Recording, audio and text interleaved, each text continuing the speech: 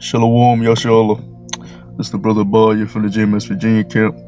Before I get started, like always, I want to give all praise and glory to Yahweh Ba'ashem Yahushua, Ba'ashem Rakha HaKadosh. Double honors to the elder apostles of Great Millstone, the men that I learned the truth from. And Shalom, peace and blessings goes out to the hopeful elect of the nation of Israel scattered throughout the four corners of the earth. Sincerely waiting and enduring until the return of Yahushua HaMashiach to deliver us out of this last captivity. I'm going to title this, My Brothers Did This to Me. Okay? The scriptures tell us, with all thy getting, get understanding. Alright, brothers in the truth, sometimes, they read the precepts, can quote the precepts, can remember the precepts, they can remember the breakdowns, but they don't have understanding, man. And the understanding is for you to know how to walk and conduct yourself as a man of the Lord. Because you have many guys that can break down the scriptures, can recite the scriptures, alright, can quote the precepts, but they're not living it because they really don't have understanding. With understanding comes fear of the Lord, right? But I want to touch on the fact that when brothers get rebuked or get corrected, whether they're in the right or the wrong, there's a way you're supposed to go about your behavior. So first scripture I want to get is 1 Thessalonians chapter 5. And that's a very key thing. With all thy getting, get understanding. Because a lot of guys that have left camps, they'll say, my brothers have done this to me. I thought we were brothers. But then a lot of the times you'll see guys stop going out on the highways and byways. They won't even continue to do the work. So what were you really in this for? Right? This is 1 Thessalonians chapter 5 verse 14. It says, now we exhort you, brethren, warn them that are unruly. Right? Now it says, warn them that are unruly. Let's get that word unruly. It says, warn the brothers that are unruly. Let's see what it means.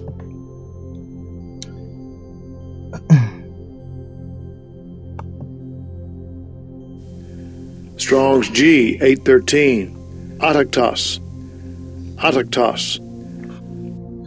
Agatos, and it means unruly. It means disorderly, out of ranks, often so of soldiers. So we know that in these camps there's ranks. We know that there's heads, there's captains, there's generals, sergeant of arms. So on. The bigger the camp, the more ranks there's going to be. But there's rank and order in these camps. If a brother is acting disorderly, if a brother is getting out of ranks, correct the men that is over him, call himself correcting men that's over him, he's to be warned, right, that he is being unruly. Okay? And a lot of times brothers get warned on multiple occasions about that, and they'll say con, and then a few months later down the line they're doing the same shit. So they say the best teacher, sometimes you just gotta cast a brother off for him to become the man that the Lord wants him to be, if he is a man of the Lord. All right, you can't always just babysit brothers. Sometimes you really gotta show them that real hard love. All right, which they may not see as love, but hey, that's between them and the Most High and their spirit. All right, which I'm going to get into a story in the Bible of how you're supposed to conduct yourself when you feel that you've been done wrong. But in a lot of cases, you brothers are in the wrong and you don't see it. That's why I said, with all thy getting, get understanding. It says, now we exhort you, brethren, warn them that are unruly, comfort the feeble-minded. All right, you got a lot of brothers in these camps that are feeble. All right, and they feel like they're outcasts, whatever. But then you go out of your way to comfort them, do things for them, take them places, show them things, and they just disregard all that. All right, and they let that demon consume them.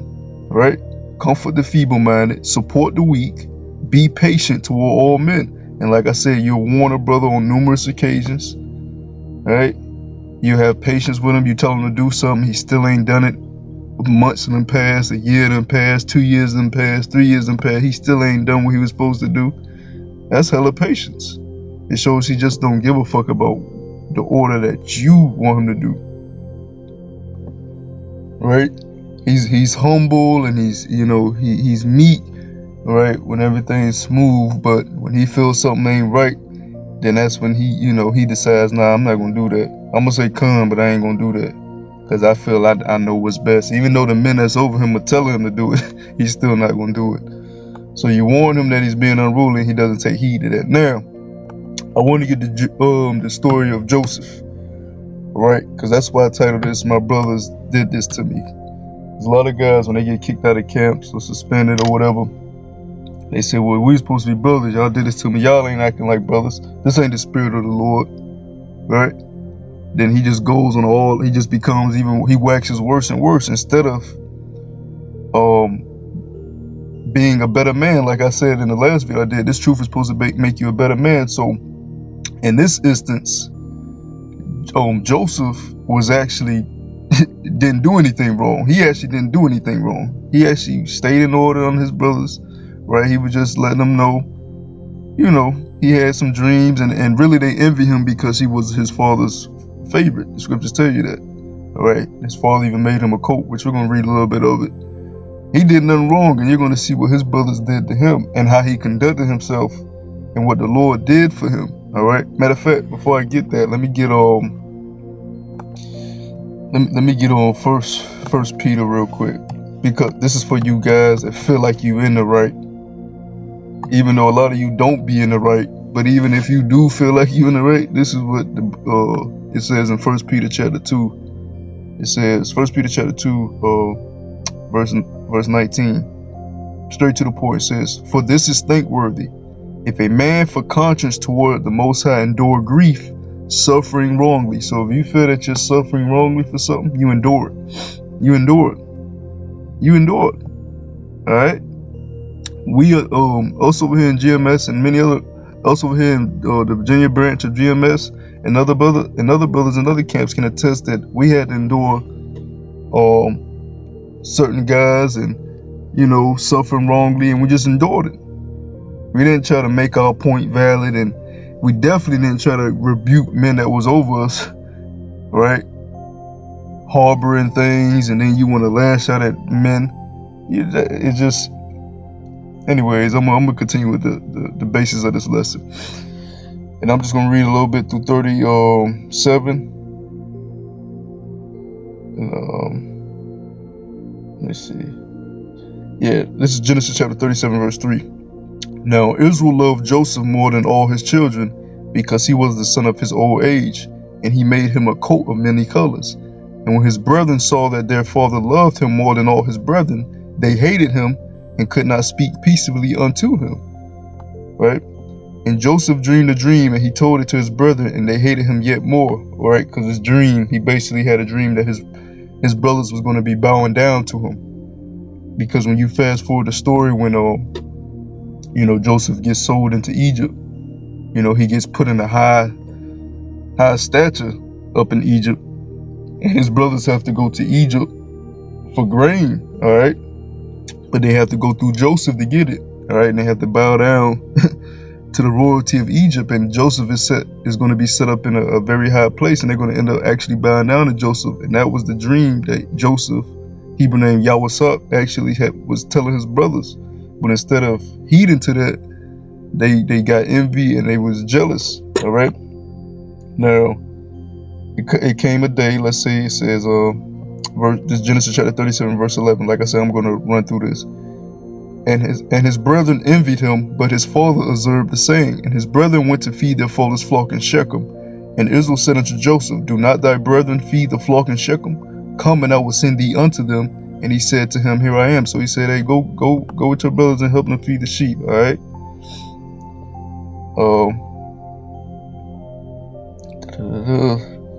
Go down. This is Genesis chapter 37, verse 18. And when they saw him afar off, so Yahweh Joseph, he seen his brother, he found his brothers. Even before he came near unto them, they conspired against him to slay him. So they wanted to kill Joseph. He didn't do anything wrong to his brothers, but they wanted to kill him. All right. And they said to one another, behold, this dreamer cometh.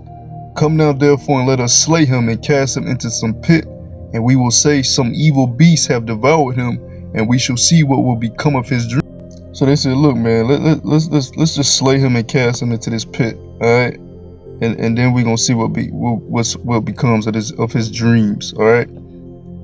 And it says, and Reuben said unto them, shed no blood, but cast him into the pit that is in the wilderness, and lay no hand upon him, that he might rid him out of their hands to deliver him to his father again. And it came to pass, when Joseph was come to his brethren, they stripped Joseph out of his coat, and his coat of many colors that was on him, and they took him and cast him into a pit, and the pit was empty, there was no water in it.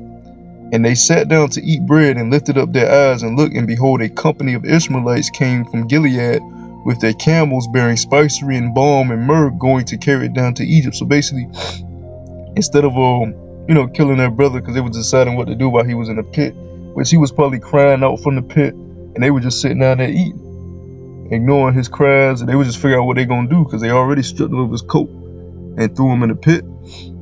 So they said, you know what? Let's not slay him. Let's just sell him. Let's just sell him to the Ishmaelites. Let's just let the Ishmaelites sell him into slavery to Egypt. So now let's go to chapter I think 38 is about something else. So let's get Genesis chapter 39.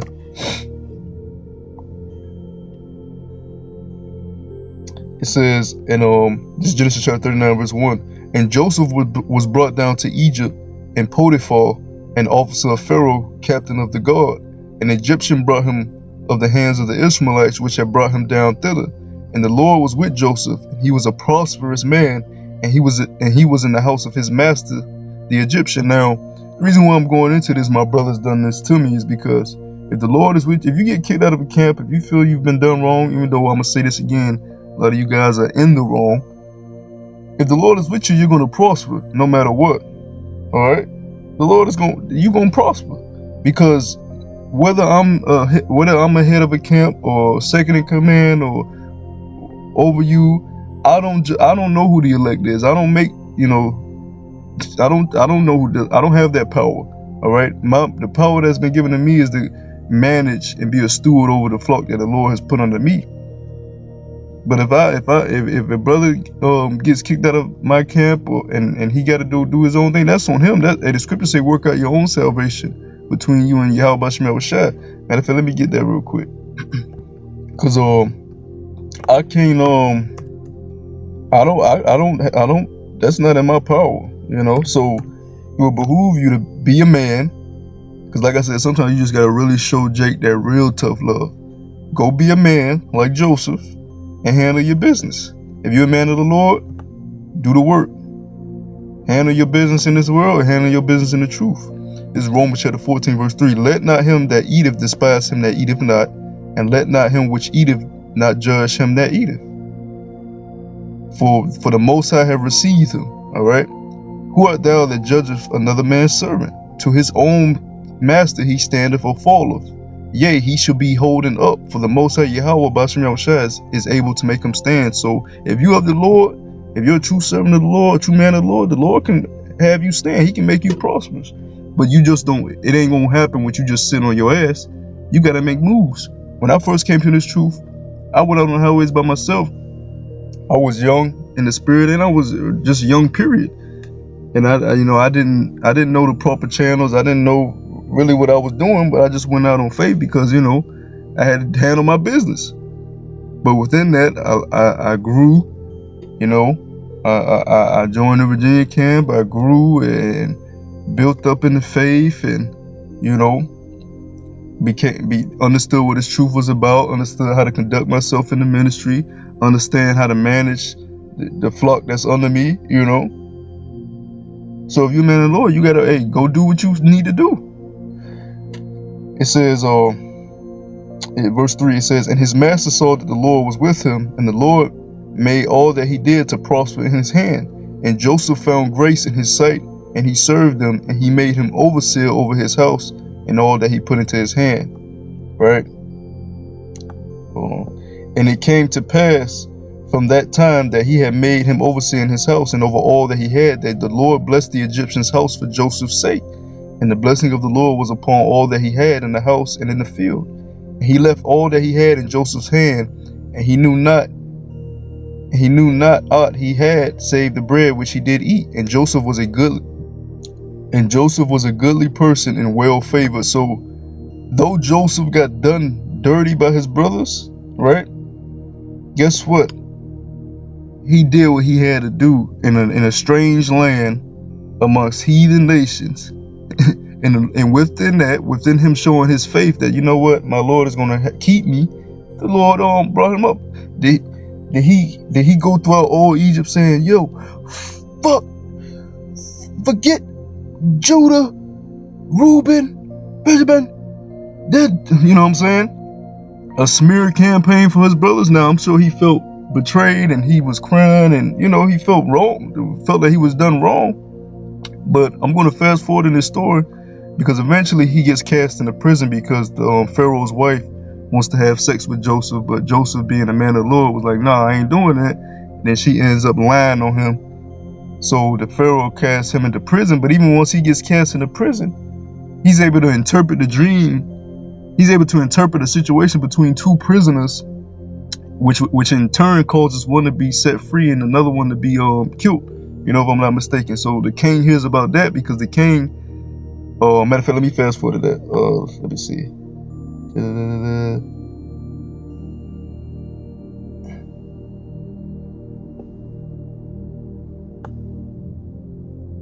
Yeah, he had got set up over the prison.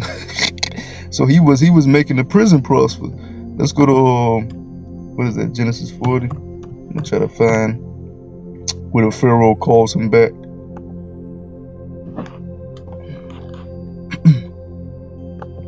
And you know, Joseph spent, you know, majority of his whole life in Egypt.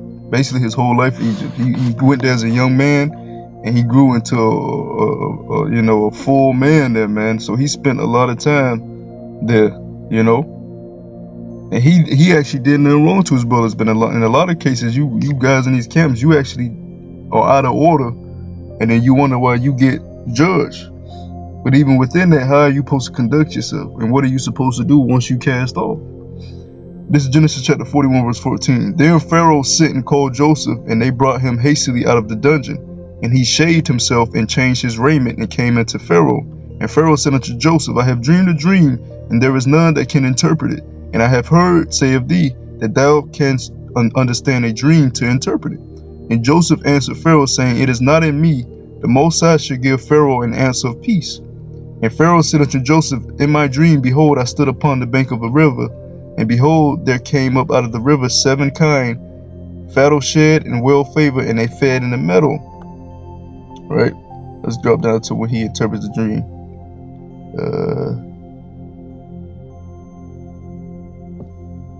This is Genesis chapter 41, verse 25. And Joseph said unto Pharaoh, The dream of Pharaoh is one. The Most High Yahweh have showed Pharaoh what he is about to do. The 7 good kine are 7 years, and the 7 good ears are 7 years. The dream is one. And the 7th then, an ill-favored kine that came up after them are 7 years, and the 7 empty ears blasted with the east wind shall be 7 years of famine. So he told Pharaoh, look, you're going to experience 7 years of famine. So you need to plan ahead. This is the thing which I have spoken unto Pharaoh, what the Most High Yahweh is about to do, he showeth unto Pharaoh. Behold, there cometh 7 years of great plenty throughout all the land of Egypt, and there shall arise after them 7 years of famine. And all plenty shall be forgotten in the land of Egypt, and the famine shall consume the land. Right? Now he was exalted in Egypt, he was cast down because of Pharaoh's wicked wife, but now he's about to be raised back up. This is Genesis chapter 41, verse 38. And Pharaoh said unto his servants, this is after he interpreted the dream, Can we find such a one as this, a man in whom the spirit of the Yahweh is? And Pharaoh said unto Joseph, For as much as the Most High have showed thee all this, there is none so discreet and wise as thou art. Thou shalt be over my house, and according to thy word shall all my people be ruled. Right? No, and according to thy word shall all my people be ruled. Only in the throne will I be greater than you. So he was put in position, second in command to the king of Egypt, to the Pharaoh of Egypt, the king of Egypt. Right? So he didn't sit and wallow all his days after being done wrong by his brothers, his actual brothers. He became a man, he worked as a man, he strived as a man, he communicated with other people, he went and conversated with other people, he worked for other people. he did what he had to do as a man. For as I brought it in Romans, the Most High Yahweh Bashim Yahushua is able to make you a man of the Lord stand. And he just sit and wallow and complain and say I've been done wrong. And now I'm going to fast forward to the part where his brothers have to come to Egypt, right, for help because of the time of the famine. And let's see what Joseph ended up doing for his brothers, man. Now, I pulled up Genesis chapter 45 because after when his brothers came for help, to ask for help from Egypt, right, to get corn and help during the time of the famine, Joseph did kind of he played with him a little bit. He kind of got them back as a brother, as brothers in the flesh, they do that. But keep in mind, Joseph was actually done wrong, and he wasn't doing it just out of malice. He was doing it to teach them a lesson through the spinning power of the Lord. And like I said, I stress this again: a lot of you guys in these camps, they get cast off. You're actually in the wrong, and you go a whole nother route and start condemning your brothers and not doing the work and not being a man, not standing on your own too through the spinning power of Yahweh Shem Shai. But it's Genesis chapter 45, and it says Joseph deals kindly with his brothers even after actually being done wrong by them, right? Then Joseph could not, this is Genesis chapter 45 verse 1. Then Joseph could not refrain himself before all them that stood by him, and he cried, caused every man to go out from me. And there stood no man with him, while Joseph made himself known unto his brethren. And he wept aloud, and the Egyptians in the house of Pharaoh heard. And Joseph said unto his brethren, I am Joseph. Doth my father yet live? And his brethren could not answer him, for they were troubled at his presence. And Joseph said unto his brethren, Come near to me, I pray you. And they came near, and he said, I am Joseph, your brother, whom ye sold into Egypt. Now therefore be not grieved, nor angry with yourselves, that ye sold me hither, for the Most High Yahweh did send me before you to preserve my life. For these 2 years have the famine been in the land, and yet there are 5 years in which there shall neither be earing nor harvest. And Yahweh sent me before you to preserve you a posterity in the earth, and to save your lives by a great deliverance. So, you can read more on that story, but I just want to touch on this and call it. My brothers did this to me because whether you feel like you're suffering wrongly or whether you actually, are in the wrong, hey man, just endure it. And as a man of the Lord, do what you need to do as a man of the Lord. But first, you got to be a man. If you got to take care of your daily things in this life, to put yourself in a situation to do the work, to be able to do the work, then you do that. But you continue to do the work. You love the Lord, don't you? So, hey man, I hope that hit straight to the point. I hope the elect was edified. Till next time I say shalom.